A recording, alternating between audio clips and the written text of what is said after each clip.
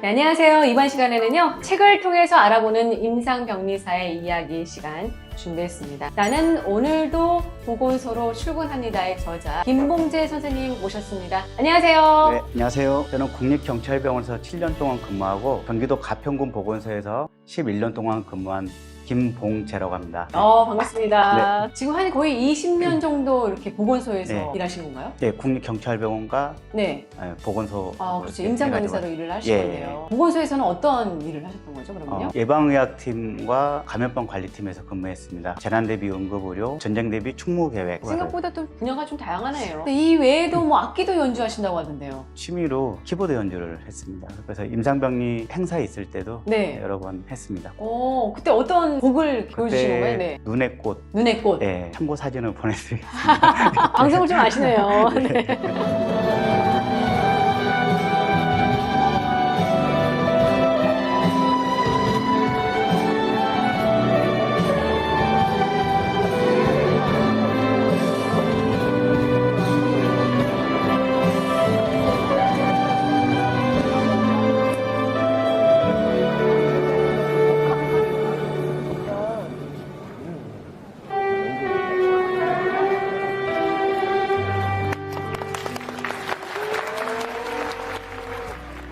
이렇게 최근에는 또 책을 2권이나 내셨더라고요. 네. 첫 번째 책이 나는 오늘도 보건소로 출근합니다. 네, 이 책이 나오는 데까지 네. 한 10년이 걸렸고요. 10년 동안 좀 에피소드라든가 네. 이런 것들을 다. 메모를 평상시에 네. 했던 거를 가지고 두 번째 올해. 책은 올 초에 감염병에 대한 오해와 진실이라는 오. 책으로 지금 현재 진행형이죠. 네네네. 나는 오늘도 보건소로 출근합니다. 간단히 좀 어떤 내용들이 좀 돼 있는지. 보건소 검사실에서 네. 근무하면서 있었던 에피소드나 보건소에 대해서 알면 좋을 만한 정보들, 또 감염병에 대한 그런 이야기들을 면역력 높이는 방법, 건강에 대한 이야기도 넣었습니다. 그 많은 에피소드 중에서 가장 소개하고 싶은 에피소드가 있을까요? 제가 산책을 자주 하는데요. 개미들이 막 모여 있어서 무슨 일이지 하고 이렇게 보고 차가 그때 한 대 지나가는 거예요. 개미들한테 재난 상황이네 그 생각이 확 드는 거예요. 아수라장이 된 거예요. 죽은 개미도 있고 다친 개미도 있고 그런데 네. 그 옆에 있는 개미들이 이송을 하듯이 다친 동료 개미들을 예. 서로 다 이송하고. 네. 예, 동물이나 네. 동물 제조 활동을 하는구나. 보건소에서 하는 일들 좀 몇 가지 좀 정리해 주신다면. 1차 의료기관입니다. 그래서 병원의 역할을 하고 있고요. 재난이나 응급 상황에서는 응급의료소를 설치하기도 하고 그때그때에 따라서 역할이 좀 바뀌기도 합니다. 보건소 하면 예방주사 약간 네. 문자로 놔주는? 네. 지역마다 조금씩은 다를 수 있는데 네. 대부분은 감염병 관리, 지역 보건의료를 계획하고 진행을 하고요. 정신보건센터도 운영을 하고 방문보건도 하고 지역의 병원, 의원, 약국을 지도 감독을 하기도 합니다. 코로나 사태로 인해서 네. 많은 분들이 이제 보건소의 역할에 대해서 생각을 좀 해보신 것 같아요. 네. 실제 보건소 생활하시면서 겪었던 에피소드들이 좀 많은데 네, 식중독 신고가 들어와가지고 네. 출동을 했는데 허위 신고였던 게 있었거든요. 식당을 별로 안 좋게 생각하는 경쟁업체에서. 다른 네. 데에서 네. 허위 신고를 해가지고 네. 그랬더니 좀 씁쓸하더라고요. 그래서 우선은 이제 책에 대해서 좀 하나하나 알아볼게요. 네. 5개 파트로 나눠져 있습니다. 첫 번째는요? 번째는 보건소에서 바라본 풍경, 근무하면서 있었던 에피소드들. 어릴 때 주사 맞기 싫어서 막 도망 다녔던 맞아요, 그런 맞아요. 것도 우리 나오고. 줄 서가지고 학교에서 예. 했었잖아요. 그래서 친구들이 저를 보면 놀랍니다. 왜요? 주사를 무서워했는데 매일 체열을 하고 혈액 검사를 하는 주사를 그런 그렇게 일들. 무서워했던 애가 네. 네가 어떻게 주사를 네, 왜냐? 동창회 갔는데 다 놀래더라고요. 네, 두 번째는 삶에도 항체가 필요하다. 에세이적인 그런 부분입니다. 제가 네. 어릴 때 겪었던 일들. 세 번째는 멀고도 가까운 보건소 그 현장 속으로 보건소의 서비스, 보건소의 조직도, 네. 보건소의 역할 같은 것. 네 번째 파트에서는 바이러스가 퍼지면 비로소 나타나는 현상들, 감염병이 발생하거나 했을 때 생기는지. 다섯 번째는 감염병을 이겨내는 법, 면역력을 높이는 그런 방법들에 대해서 네. 있습니다. 약을 쓸 수도 있지만 네. 일단 우리 몸에서 저항력, 면역력을 높이는 방법이 가장 좋다고 생각을 하고요. 한국출판협회 네. 2020년 5권에 선정됐습니다. 올해 책 5권에 네, 선정이 올해 책. 되셨어요. 오, 네. 축하드리겠습니다. 네, 감사합니다. 그리고 얼마 전에 교수님께서 신입생 자기소개서를 읽는데 네. 거기에 제 책을 읽고 임상병리학과에 지원을 지원을 했다. 하겠다고 했다고. 그럼 한 그렇게. 사람이 또 인생을 또 보신 어떤 그런 계기가 신- 된 책이네요. 네, 뿌듯했습니다. 하나하나 좀 에피소드를 하나 소개를 해주신다면 하얀 연기를 내뿜는 방역차. 우리 어렸을 보건소에서 때는 많았어요. 예. 요즘엔 안 보이더라고요. 잘 안 보이는데 지금도 학원이 있습니다. 아, 학원이 예, 있는데 예. 우리는 안 보이는 거군요. 좋은 면으로 보면 유해한 해충들을 죽이기도 하고 한편으로는 자연을 해치는 게 됩니다. 벌이나 물고기도 죽습니다. 아. 방역차가 나갈 때 주변에 양봉하는 그 벌을 키우는 집이 있는지 어디 물고기가 있는지 그런 걸 피해가지고 그런 것들도 좀 신경을 써야 되는군요. 과하게 방역을 하면 자연을 오히려 해칠 수 있다. 특히 코로나 이후에 그런 게 더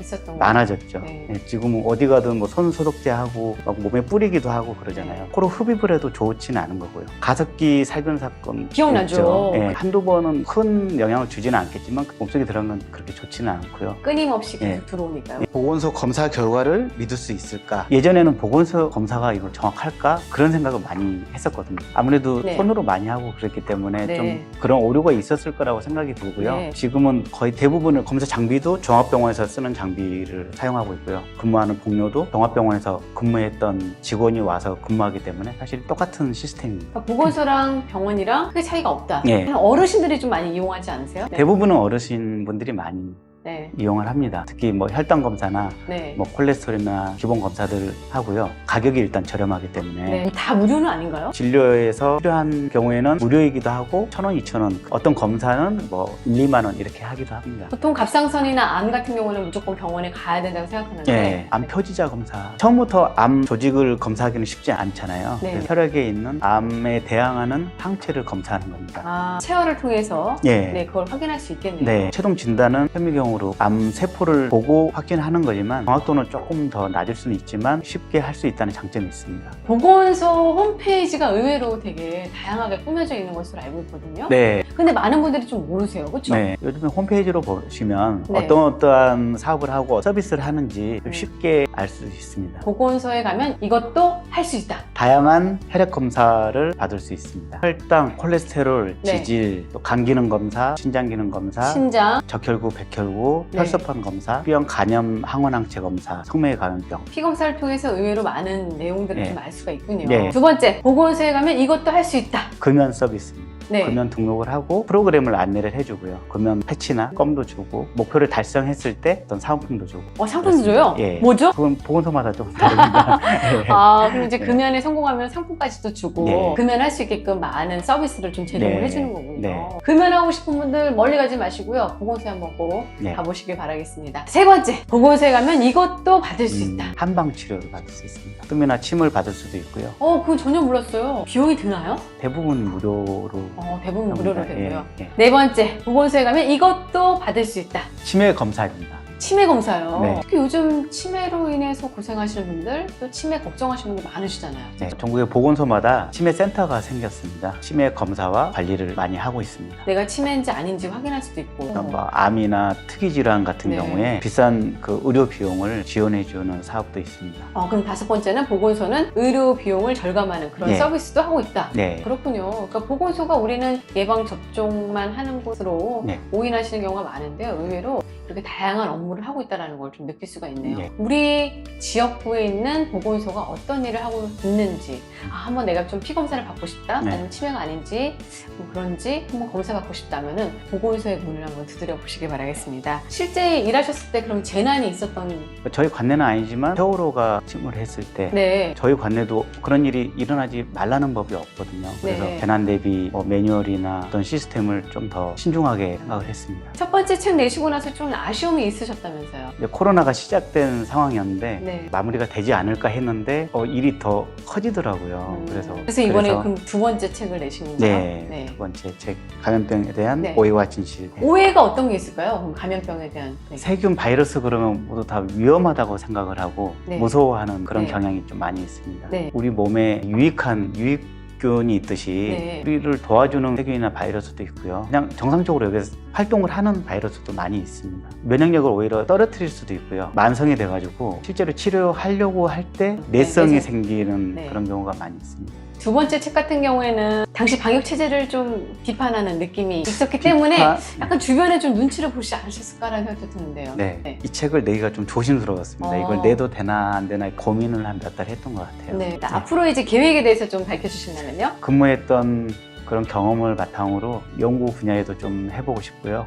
일반 분들에게 알리고 싶은 감염병이나 보건 쪽의 그런 내용들을 책으로 좀 더 내보고 싶은 생각이 들었습니다. 그럼 저 세 번째 책도 지금 준비 중이신가요? 한 20년 기념으로 네. 한번 준비하고 있습니다. 전업이 이제 작가로 이제 전향하신 그- 거네요. 네. 그래. 제가 접한 내용을 학자? 네. 연구자? 네. 알리고 싶은 그런 네. 마음이 속에 이렇게 있더라고요. 임상 변호사 다시 어떻게 보건소로는 또 출근 안 하실 건가요? 네.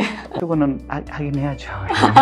앞으로 이제 보건소에 대해서 궁금한 점 있으신 분들은요, 나는 오늘도 보건소로 출근합니다. 이 책을 꼭 읽어보시고요. 또 특히 나는 이제 코로나와 관련된 감염병에 대한 오해와 진실에 대해서 조금 더 심도 깊게 알고 싶다 하시면 감염병에 대한 오해와 진실 올해 출판하셨다고 하니까요. 네. 꼭 한번 읽어보시기 바라겠습니다. 네. 보건소의 작가, 감염병에 대한 작가 김봉재 임상병리사 선생님과 함께했습니다. 오늘 네. 말씀 감사합니다. 네, 감사합니다.